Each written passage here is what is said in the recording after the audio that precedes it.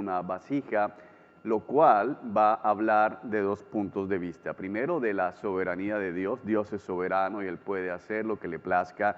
Él puede hablar de destruir, pero edificar, o puede hablar de edificar, pero destruir, o puede, como lo vamos a ver en el caso del profeta Jeremías, anunciar la destrucción, traer destrucción, pero al mismo tiempo anunciar la restauración. Así que es una de las figuras que podemos tener en mente a lo largo que estamos haciendo nuestro estudio de Jeremías, y de hecho algo que nos ayuda a permanecer en todo lo que viene de aquí en adelante. Entonces, como que al pensar en Jeremías, usted puede pensar en el alfarero, la vasija que tiene el alfarero en sus manos cuando el Señor inquieta al profeta a ir a la casa del alfarero precisamente.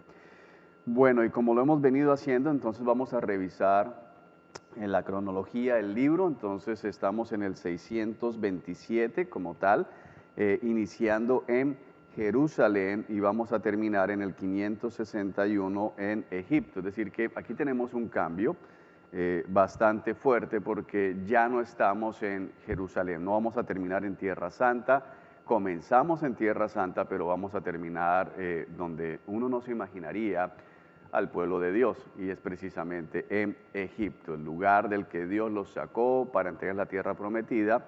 Ahora vamos a ver cómo el profeta termina narrando desde Egipto los acontecimientos en el 561, que es el año en el que se cree que fue escrito este libro como tal.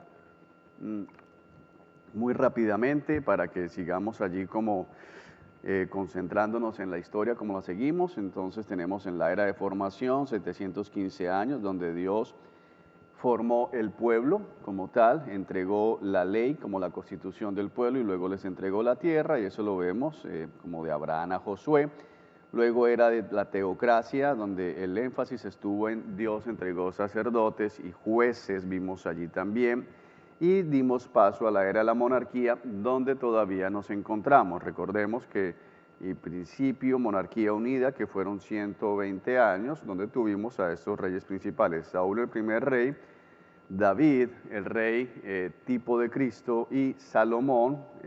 Cuando muere Salomón es que se divide el reino como consecuencia del pecado de Salomón. Esta era la monarquía.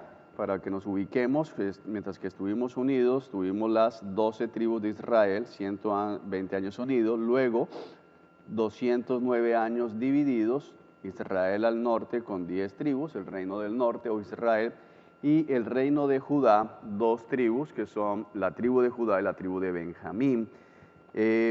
Luego pasamos aquí en el 722, cuando el reino del norte, Israel, es exiliado, a entrar en el tiempo del reino solitario, 136 años, que es justo donde está ubicado el relato del libro de Jeremías. Recordemos que el estudio que hicimos del libro de Primero y Segundo de Reyes son como la plataforma donde nosotros ubicamos a los profetas, y Jeremías se encuentra ubicado allí.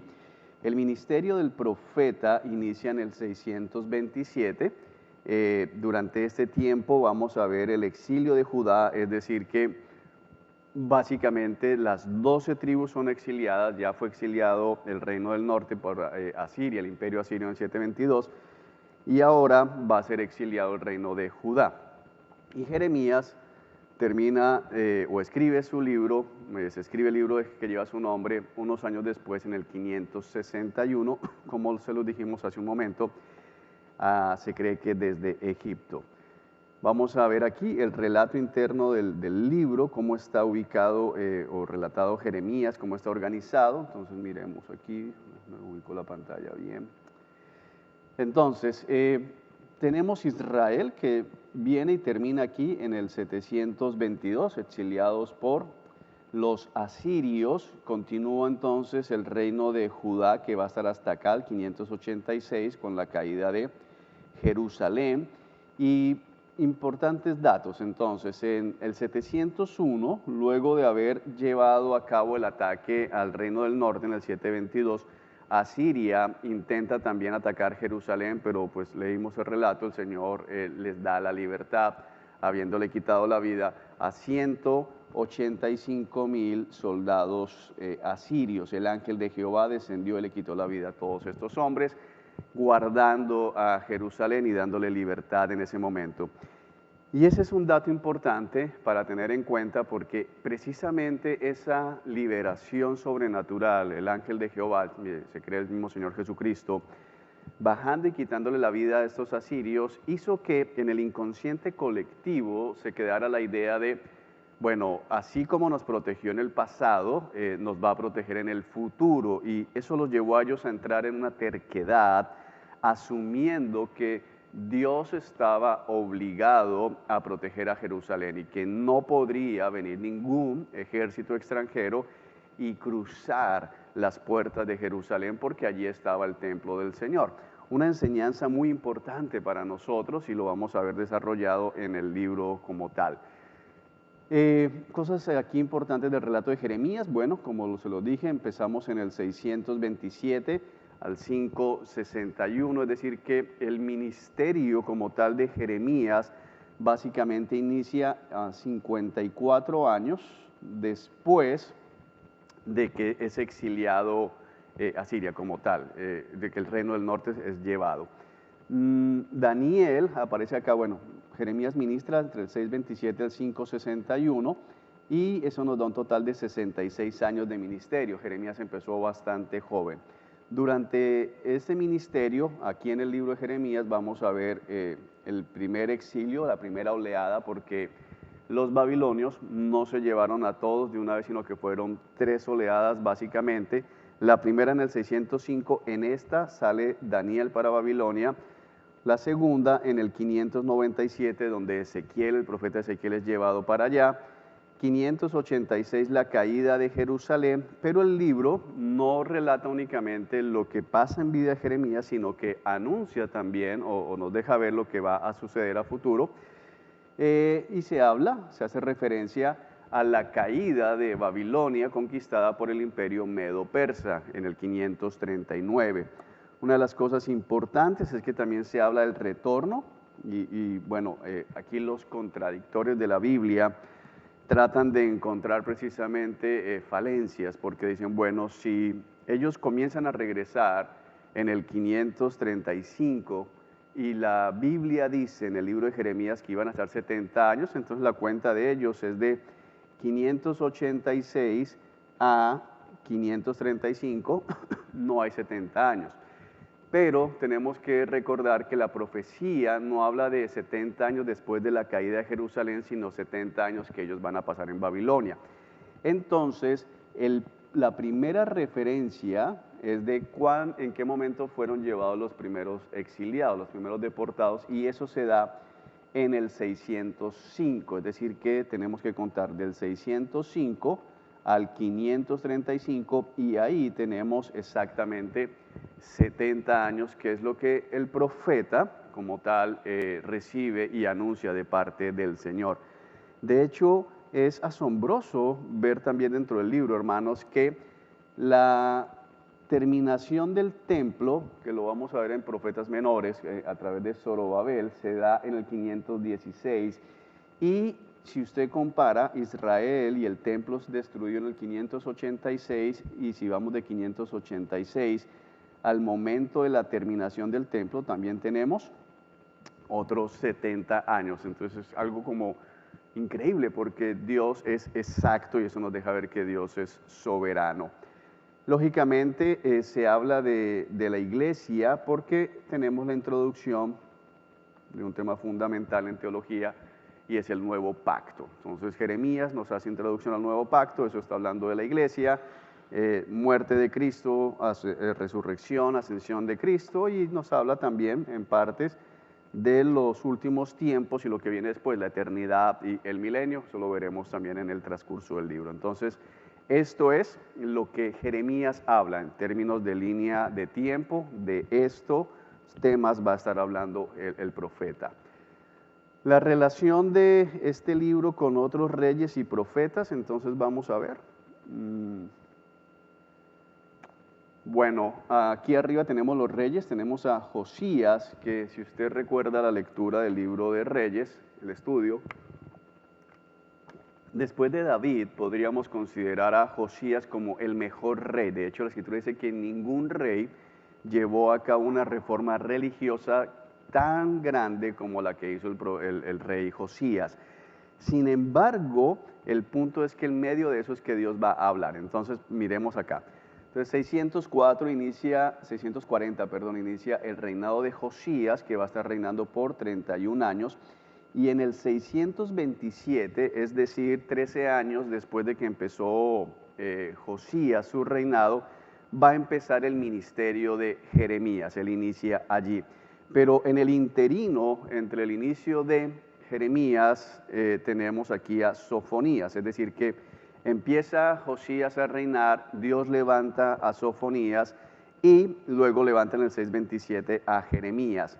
Cuando termina el reinado de Josías, tenemos aquí en el 609, justo en este punto, y lo tenemos como en el mismo por la duración, ¿se acuerdan ustedes en Reyes? Joacás, quien reinó por 3 meses, fue un hombre perverso y el faraón vino y lo quitó y en su lugar dejó a Joacín, que estuvo reinando 11 años como tal. Y en ese momento en que muere Josías y se levanta Joacás y está 3 meses y luego tenemos a Joacín, Dios levanta al profeta Habacuc en el 609. Luego, en medio de eso, porque aquí tenemos en el 605 la primera deportación babilónica, Daniel es llevado y 2 años, 3 años después de estar en Babilonia, inicia su profecía y tenemos entonces en el 603 que Dios levanta al profeta Daniel. También, siguiendo con los reyes, después de Joacim, viene Joaquín, que también tuvo un reinado corto de 3 meses por haberse revelado como tal, para luego dar paso a Sedequías, eso fue en el 597. Y allí se llevan, precisamente en el 597, Ezequiel es exiliado, es en la segunda ola de exiliados, y en el 594, 593, 3 años después de llegar a Babilonia, también Dios lo llama como profeta. Así que tenemos en muy poco tiempo muchos profetas al tiempo. Eso es muy importante recordarlo porque el libro de Jeremías nos suena muchas veces muy duro con todo lo que pasa, el relato de la caída de Jerusalén. Pero lo que tenemos que analizar es cómo Dios les envió profetas. Tuvimos a Sofonías, Jeremías, Habacuc, Daniel, Ezequiel, hablando al pueblo en ese tiempo, prácticamente a una sola generación, y sin embargo el pueblo no escuchó. 585 tenemos el fin del relato como tal, y en el 561 la escritura del libro de Jeremías. Entonces esa es la relación para que conectemos con los otros profetas y los reyes que estaban allí reinando. Nuestro bosquejo homilético, ¿cómo vamos a estudiar Jeremías? La propuesta, recuerden que eso son propuestas, si hay hermanos que tienen otras propuestas de estudio, de acercamiento al libro. El nuestro es un enfoque no exegético, sino homilético, es decir, cómo lo podríamos presentar, cómo lo podría usted enseñar en su iglesia, cómo lo podría enseñar en un grupo pequeño, de manera que sea fácil de sistematizar en la cabeza de las personas a las que usted le está enseñando. Entonces, vamos a tener un grupo, una división grande, profecías sobre Judá. Entonces, ¿por qué tenemos profecías sobre Judá? La razón es sencilla, porque el reino del norte ya fue llevado. Entonces, ya todo gira en torno a Judá. Del 1 al 45, 45 capítulos donde Dios básicamente está hablando de Judá. Allí tenemos el llamado de Jeremías, la condenación de Judá. Del 2 al 29 tenemos 28 capítulos de condenación. Y si usted ya hizo la tarea, se da cuenta de que es juicio, juicio, juicio, juicio, juicio. Pero luego tenemos el anuncio, hay un interino allí de 4 capítulos, 30 al 33, del nuevo pacto, que cuando estemos allí tenemos que leerlo desde la perspectiva de ellos, aunque lógicamente es el pacto que está vigente con la iglesia. Luego del 34 al 45 se nos habla acerca de la caída del reino de Judá, básicamente Jerusalén. Luego, del 46 al 51, tenemos profecías sobre naciones. Entonces, Dios va a hablar acerca de Egipto, de Filistea, de Moab, de Amón, de Edom, Damasco, Elam y Babilonia. ¿Y cuál es el punto? El punto es que Dios no es el Dios únicamente de Judá, sino que es el Dios de las naciones. Así que Él ha determinado castigar a su pueblo, pero Él también ha decidido cómo va a lidiar con las demás naciones. Y eso es muy importante en el libro porque la audiencia, los que van a recibir este escrito, los que van a leer este rollo, son exiliados que están en Babilonia y están bajo gobierno extranjero, algunos pensando entonces, Dios no es tan poderoso, pero el libro con esas profecías les va a recordar, Dios es Dios no solamente de Judá, sino que es Dios de todas las naciones. Y el capítulo 52 es un capítulo básicamente narrativo, es el capítulo de narración del libro, y en este capítulo tenemos una narrativa de la destrucción de Jerusalén, del templo y la deportación, cómo fueron deportados hacia Babilonia. Muy bien, entonces paramos aquí, vamos a nuestra guía, que usted la debe tener allí a la mano para seguir aquí el estudio. Entonces, el título, tanto en hebreo, perdónenme, cambiamos el color. Tanto en hebreo como en la Septuaginta se llama igual, Jeremías, que hace referencia al nombre del autor del libro. Entonces la fecha, recordemos que siempre miramos la fecha de los hechos y la fecha del manuscrito. Entonces de los hechos, desde el 627, como ya lo vimos, hasta el 586, que es la caída de Babilonia, y luego hay como que se añade hasta el 561, mostrándonos la situación que tiene Jeremías allá en el pueblo en Egipto, porque hay un remanente que se va para Egipto. Tuvimos reyes contemporáneos que ya los vimos, Josías, que fue bueno de una manera en reformas religiosas, pero luego de él, los 4 que siguieron en línea, todos completamente malos. Y el manuscrito se toma escrito en el 561 como tal, antes de Cristo. Del autor, ¿qué sabemos de Jeremías? Y esto es bonito. Bueno, recordemos, o más bien les contamos que no hay discusión acerca de la autoría. Hemos visto en otros libros que hay discusión, quién lo escribió, pero en este libro ni siquiera los contradictores bíblicos ponen en tela de juicio que sea Jeremías. Del libro nos habla de que Jeremías era sacerdote. Esto es importante porque es alguien que está mediando normalmente en favor del pueblo.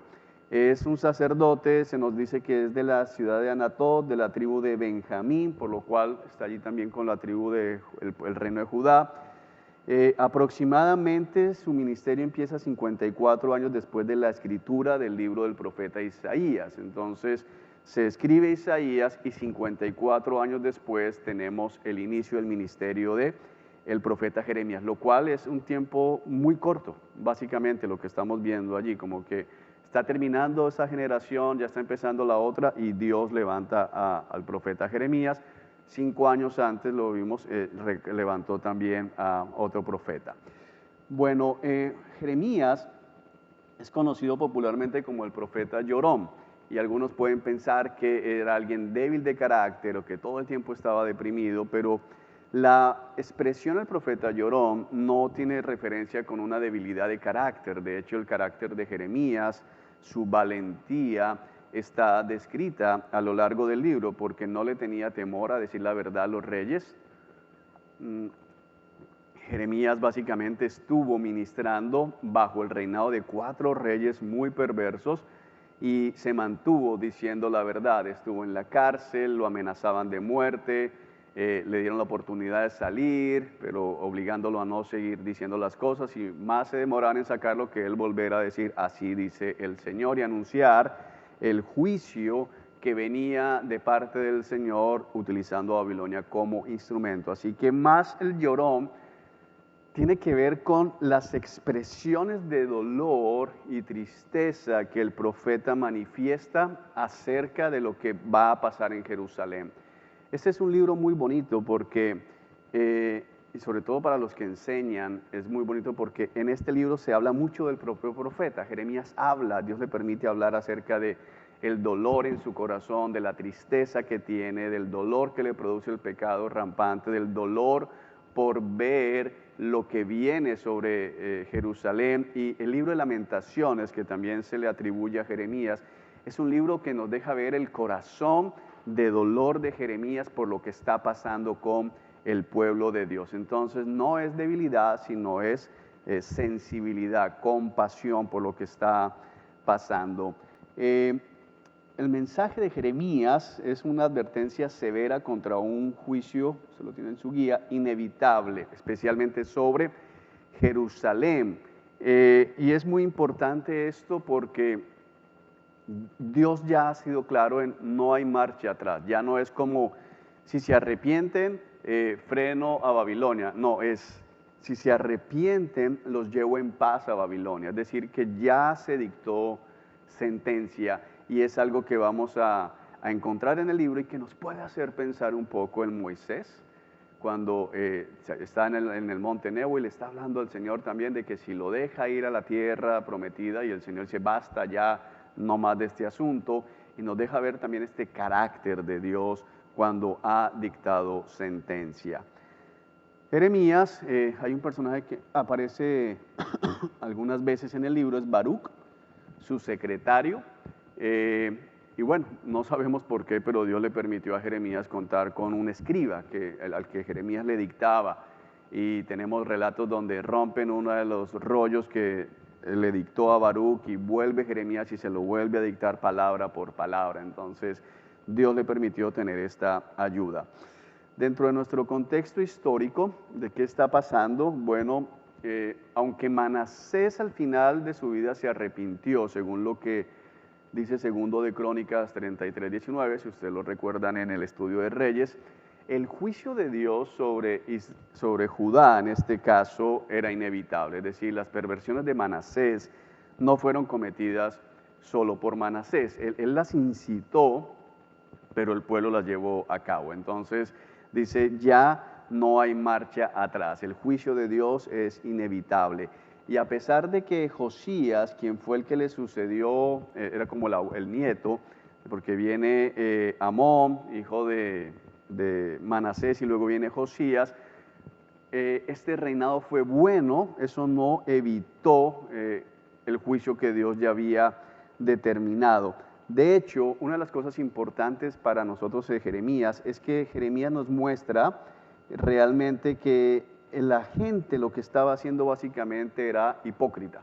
Es decir, que pocos estaban verdaderamente adorando al Señor, como que Josías, como lo vimos en Reyes, manda quitar los ídolos, limpia a la tierra de Judá de la idolatría externa, pero la idolatría interna no se quita. Y eso va a ser algo fundamental para entender la introducción del nuevo pacto que tenemos aquí en el libro del profeta. Entonces, aunque su actitud era piadosa externamente, la hipocresía de sus corazones era evidente a los ojos del Dios que todo lo ve. Y eso es algo fundamental para nuestro entendimiento del libro. Hablando de las naciones, pues el libro nos permite evidenciar la caída de Asiria a manos de Babilonia. Eso pone a Babilonia como potencia mundial. Y ahora va a la casa de Egipto también, y eso es algo por lo que pone a Israel justo en el medio. La batalla de Carquemis, en la cual es derrotado el ejército del faraón, pone la balanza completamente a favor de Babilonia. Y eso es lo que va a desencadenar que Babilonia llegue a atacar a Jerusalén como tal. Una de las cosas importantes de las que ya hablamos es que el recuerdo de lo que hizo Dios cuando estaba el profeta Ezequías, de liberarlos del ataque de Asiria, les dio a ellos una falsa confianza. Entonces Dios fue paciente enviando profetas, dándoles tiempo para arrepentirse, pero ellos persistieron en su pecado, por lo cual al final terminaron siendo exiliados. Entonces es una cosa importante para nosotros entender. Bueno, el tema de Jeremías, ¿cuál es el tema general? ¿Cómo leemos Jeremías? ¿Cuáles son los lentes que nos ponemos para leer Jeremías? Es una advertencia final, pero recordemos que es una advertencia final no en términos de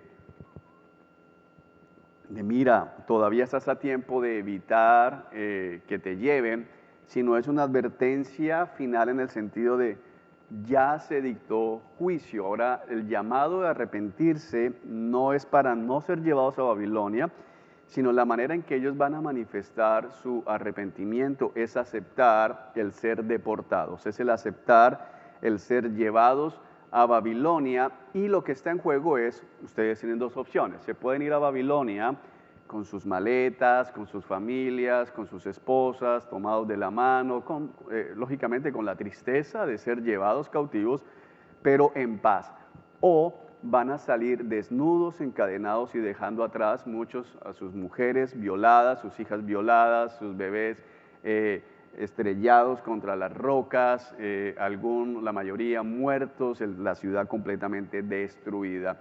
Y como lo sabemos por el estudio de Reyes, pues ellos decidieron seguir endureciendo su corazón y terminaron yendo en cadenas hacia Babilonia. El propósito de este libro es anunciar la destrucción de Jerusalén a manos de Babilonia. El libro es enfático porque el Señor da la respuesta, y es importante porque alguien en Babilonia puede preguntar, pero ¿por qué Dios permitió que pasara todo esto? Y el libro de Jeremías da la respuesta clara. Dice, esto vino como castigo por la idolatría, es decir, la idolatría que había en el pueblo. El profeta Ezequiel, que es el profeta que sigue nuestro estudio, nos va a dejar ver con mucha más claridad el nivel, el grado de corrupción idolátrica que había en el pueblo.